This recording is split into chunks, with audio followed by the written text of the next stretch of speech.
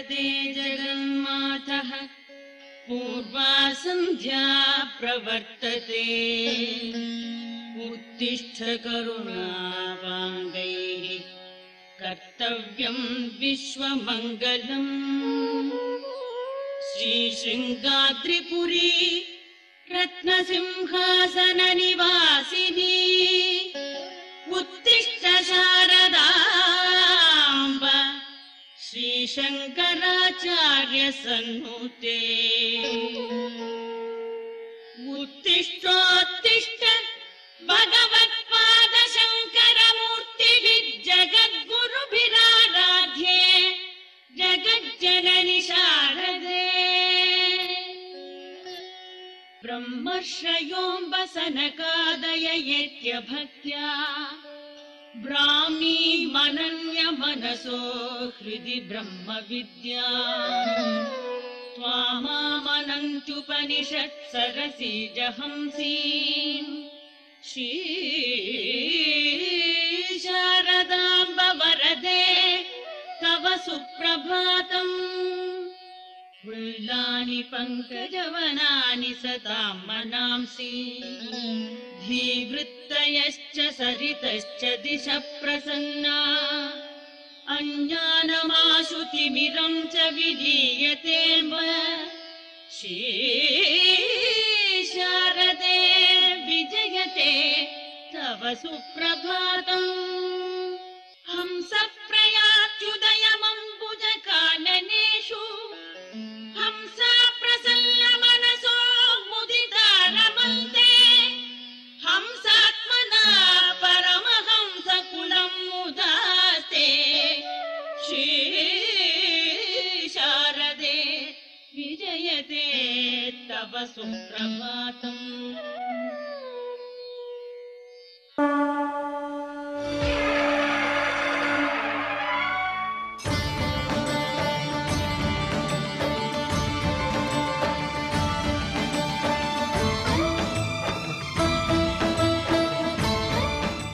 కృష్ణుడు, తాత అందరూ వెళ్ళిపోయినట్టున్నారు కదా అన్నాడు. అవునా, వెళ్ళిపోయినారు అంతా. మరి నన్ను ఇంక బయటికి లోపల చెమట పోస్తున్నది, గాలి లేదు, అసలు ఉక్కిరి బిక్కిరి అయిపోతున్నాను, ఉక్కపోస్తున్నది అన్నాడు. నువ్వు ఇందాక మాట అన్నావు, నేను ఏది కోరితే అది ఇస్తానన్నావు కదా. నేను కోరింది ఇస్తే ఈ మూత తీస్తా, ఈ బాణ, లేకపోతే తీయను అన్నాడు. చెప్పు తాత, తొందరగా ఏం కావాలో చెప్పు అన్నాడు. నాకు ముక్తి కావాలి అన్నాడు. ముక్తి కావాలా? అదేమిటయ్యా ముక్తి ఎందుకు తాత? నీకు కావాలంటే ఇంకేదన్నా ధనం కోరుకో, బంగారం కోరుకో, లేకపోతే పొలం కావాలని కోరుకో, ఇంకో 100 ఆవులు కావాలని కోరుకో, అన్నీ వచ్చేట్టు చేస్తా. ముక్తి ఎందుకయ్యా నీకు అంటే, నాకు తెలుసయ్యా కృష్ణ, నీ సంగతి, నువ్వు దేవుడివి, నువ్వు ఇవ్వగలవు ముక్తి. నాకు ముక్తే కావాలి, నాకు ఇంకేం అక్కర్లేదు. అది ఇస్తానంటే ఈ బాణ ఎత్తుతా, లేకపోతే బాణ ఎత్తను అంటాడు. వాడు అమాయకుడు కాకపోతే ముక్తి ఇవ్వగలవాడు బాణ ఎత్తుకోలేడా? కానీ ఆ అమాయకత్వం, ఆ గోపకుల అమాయకత్వం, కృష్ణుడి మీద ఉన్న ప్రేమ, ఇలాంటి కథలలో చాలా చమత్కారంగా కనిపిస్తుంది మనకు. సరేలే తాత, ఏం చేస్తాను, ఇస్తాలే అన్నట్ట కృష్ణుడు బాణ ఎత్తాడు. కృష్ణుడు పరిగెత్తాడు. ఇలా కృష్ణుడి యొక్క లీలా విశేషాలు భాగవతంలో ఎంతో అద్భుతంగా కనిపిస్తాయి మనకు. ఒక రోజు రాత్రిపూట ఇంట్లో ఎవరు లేరు, ఒక గోపిక ఇంట్లో వాళ్ళు ఊరికెళ్ళారు. ఊరికెళ్తే కృష్ణుడు వెళ్ళి తలుపు తట్టాట. తలుపు తట్టితే ఎవరు తలుపు తడుతున్నది? అంగుళ్యా కవాటం ప్రహరతి. ఎవరు వేళ్లతో తలుపు కొడుతున్నారు? కుటిలే మాధవ. ఓ కుటిలురాలా, నేను మాధవుణ్ణి అన్నట్ట కృష్ణుడు నెమ్మదిగా. కిం వసంత. సంస్కృత భాషలో ఒక గొప్ప లక్షణం ఉన్నది. ఒక్కో శబ్దానికి, అనేక శబ్దాలకు రకరకాల అర్థాలు ఉంటాయి. ఒక శబ్దానికి ఒక అర్థమే గాక ఇంకా ఇతర అర్థాలు కూడా ఉంటాయి. మాధవుడు అంటే లక్ష్మీ వల్లభుడు, విష్ణుమూర్తి అని ఒక అర్థం ఉన్నది, వసంతుడు అని మరో అర్థం ఉన్నది. కుటిలే మాధవ కిం వసంత. ఓహో, నువ్వు వసంతుడివే అంటే కృష్ణుడని తెలుసు దానికి. తనకు చేతైన పద్ధతిలో వాడిని అల్లరి చేద్దాము అని అన్నమాట. నో చక్రీ, నేను చక్రిని. అంటే విష్ణుమూర్తి యొక్క పేర్లు ఇవన్నీ కూడా. నేను చక్రం ధరించేవాడిని. ఓ అట్లనా? కిం కులాలహ, ఏమి కుమ్మరివాడివా నువ్వు? కుమ్మరి చక్రం దిగుతాడు కదా. నహి ధరణిధరహ, లేదు లేదు, నేను భూమిని మోసేవాణ్ణి, భూమిని ధరించేవాణ్ణి. ఓ కిం ద్విజిహ్వ ఫణీంద్రహ, ఓ నువ్వు ఆదిశేషుడివా, సర్పరాజువా నువ్వు, 2 నాలుకలు ఉన్నటువంటి పామువా నువ్వు? ఓ కిం ద్విజిహ్వ ఫణీంద్రః నాహం ఘోరాహి మర్ది, లేదు లేదు, నేను సర్పములను మర్దించేటువంటి వాణ్ణి. కాళీయమర్దనం చేశాడు కదా. నాహం ఘోరాహి మర్ది కిమసి ఖగపతి, ఓ నువ్వు గరుత్మంతుడివా? నో హరిహి, లేదు లేదు, నేను హరిని, హరివే. హరి అంటే కోతి అన్న అర్థం కూడా ఉంది. కిం కపీంద్రః, నువ్వు కపీంద్రుడివే, కోతివే. ఇత్యేవం గోపకన్యా ప్రతివచనజితః పాతు వశ్చక్రపాణి, ఈ విధంగా గోపకన్య యొక్క మాటల చేత ఊడిపోయినట్లుగా నిల్చొని నవ్వుతూ ఉన్నటువంటి ఆ శ్రీకృష్ణుడు కాపాడునుగాక. ఇలా పరమేశ్వరుడైనటువంటి కృష్ణుడి యొక్క లీలలు ఎప్పటికప్పుడు కొత్త వస్తూ ఉన్నాయి. ఈ విధంగా జరుగుతూ ఉంటే ఒకసారి వీళ్ళంతా అడవికి వెళుతున్నారు, ఆవులను మేపకొస్తున్నారు. మేపకొస్తూ ఉంటే ఆవులన్నింటికీ వ్యాధులు వచ్చినాయి, గోపలందరికీ జ్వరాలు రోగాలు వస్తున్నాయి. ఉన్నట్టుండి ఒక్కసారి గుంపు మొత్తానికి కూడా వ్యాపించింది ఈ వ్యాధులన్నీ కూడా. ఏమిటో అర్థం కాలేదు, ఎందుకు వస్తున్నాయి ఈ వ్యాధులన్నీ, ఈ కారణాలు ఏమిటి తెలుసుకుందాము అని చెప్పి, ఎవరో ఒకళ్ళకు జ్వరం వస్తే ఒకళ్ళకు పోనీలే అని అనుకుంటారు. గుంపుకు జ్వరం వస్తే ఏదో ఇవాళ మనం చెబుతామే కంటేజియస్ డిసీజెస్, అంటువ్యాధులు అని చెప్పి, ఏమొచ్చిందో జంతువులకు వచ్చింది, ఆవులకు వచ్చింది, దూడలకు వచ్చింది, పిల్లలకు వచ్చింది, పెద్దవాళ్ళకు వస్తున్నది, అందరికీ వస్తున్నది. అప్పుడు గర్గ మహర్షిని పిలిపించారు. గర్గ మహర్షిని పిలిపించి, అయ్యా పెద్దవారు మీరు, మాకేం చేయాలో తోచటం లేదు, ఏదో చేతైన మందులు వాడుతున్నాము, కానీ ఇంత పెద్ద సామూహికంగా వచ్చింది కనుక దీనికి ఏదైనా మీరు ఉపాయం చెప్పాలా అంటే ఆయన అన్నాడు, మీరంతా యజ్ఞం చెయ్యండి, రుద్రయాగం చెయ్యండి. రుద్రయాగం చేస్తే ఈ కష్టాలు పోతవి, కారణం తెలుస్తుంది, కష్టాలు పోతవి అన్నాడు ఆయన. యజ్ఞం చేశారు, మరి పూర్ణాహుతి అయింది. అయిన తర్వాత ఆ యజ్ఞం చేసినటువంటి బ్రాహ్మణులలో ఒక బ్రాహ్మణునికి ఆవేశం వచ్చింది, పూనకం అంటామే, ఆ పూనకం వచ్చింది. ఒక ప్రమధుణ్ణి నేను, రుద్రుడు పంపిస్తే వచ్చాను, మీ వ్యాధులన్నింటికీ కారణం అడవిలో చెట్టు అన్నది, ఆ చెట్టు విషవృక్షం, అది రాక్షసుడు ఆవేశించున్నాడు, దాన్ని తగలబెట్టండి, మీ వ్యాధులన్నీ పోతవి అన్నారు.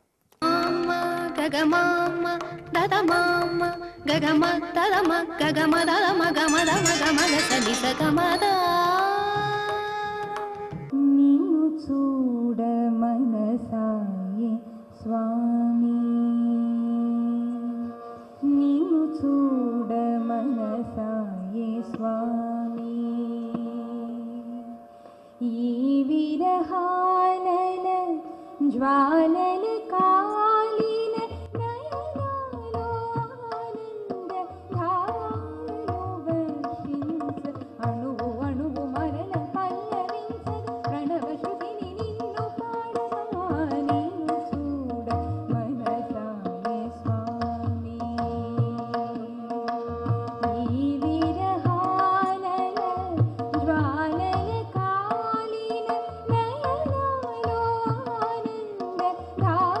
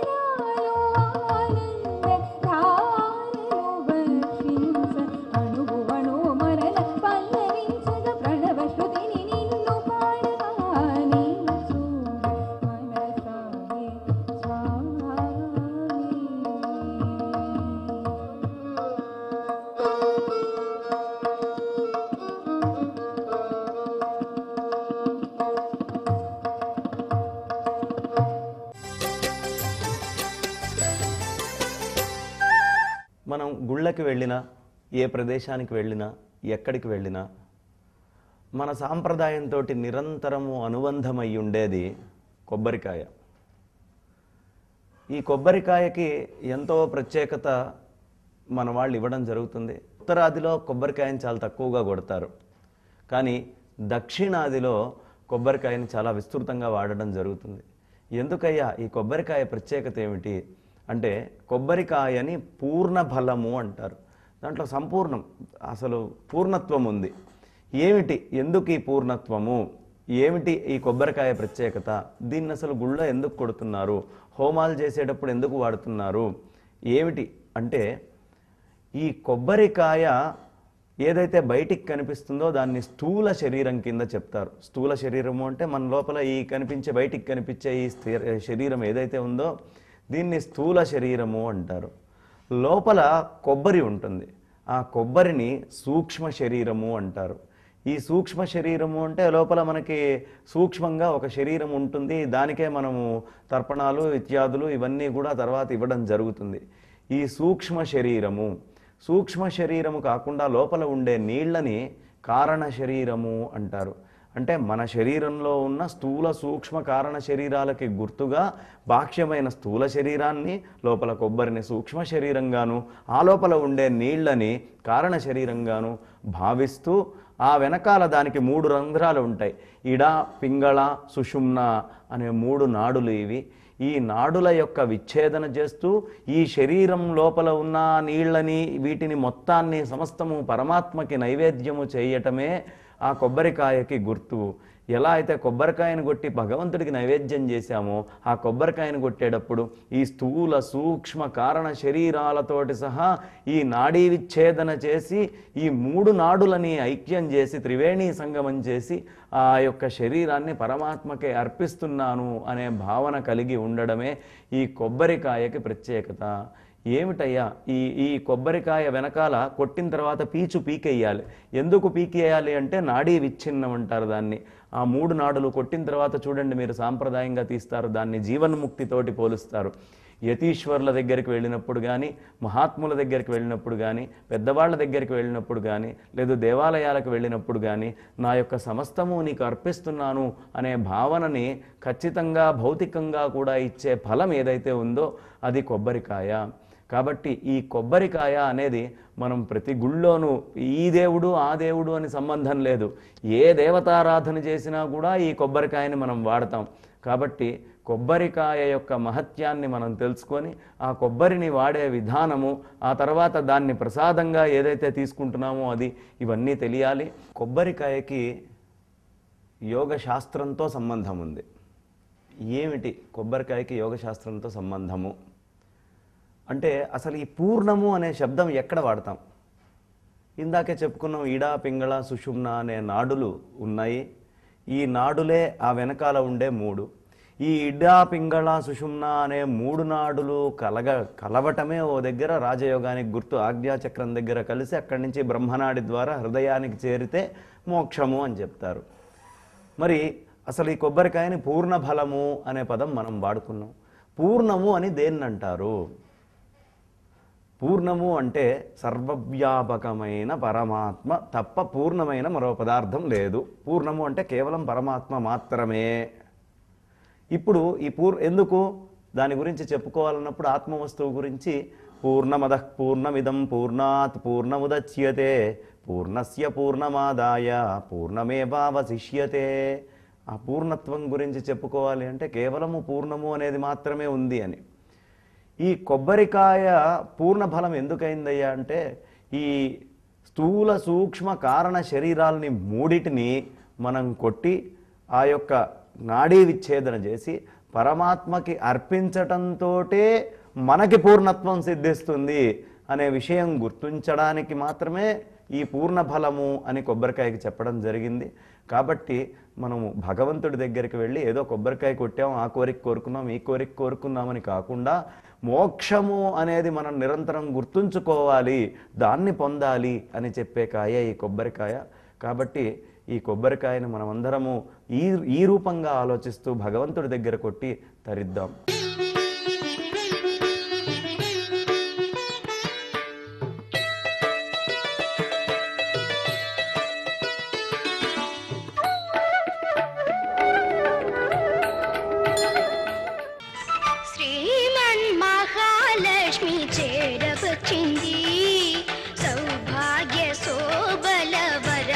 తెచ్చింది. శ్రీమన్ మహాలక్ష్మి చేరవచ్చింది. సౌభాగ్య శోభల వరము తెచ్చింది. కొంగు బంగారు తల్లి కోరి వచ్చింది. కొంగు బంగారు తల్లి కోరి వచ్చింది. మంగళారతులెత్తి ఎదురేగరండి. జనులారా రండి, నిదురించకండి.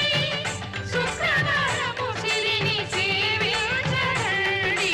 శ్రీమన్ మహాలక్ష్మి చేరవచ్చింది. సౌభాగ్య శోభల వరము తెచ్చింది.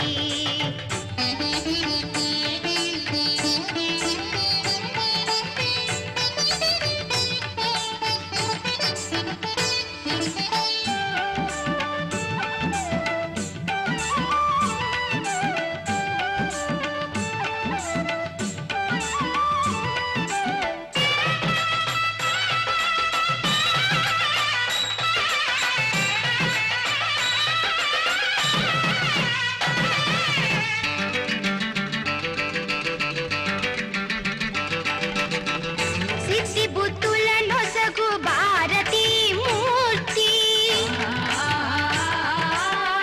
శక్తియుక్తుల నొసగు పార్వతీ మూర్తి. అష్ట సంపదల సగు శ్రీ సతీ మూర్తి. ముమ్మూర్తులకు మూలమీ దివ్య దీప్తి. కలలేని కన్నులకు కనిపించదండి. కలత ఎరుగని సతుల కరుణించునండి. శ్రీమన్ మహాలక్ష్మి చేరవచ్చింది. సౌభాగ్య శోభల వరము తెచ్చింది.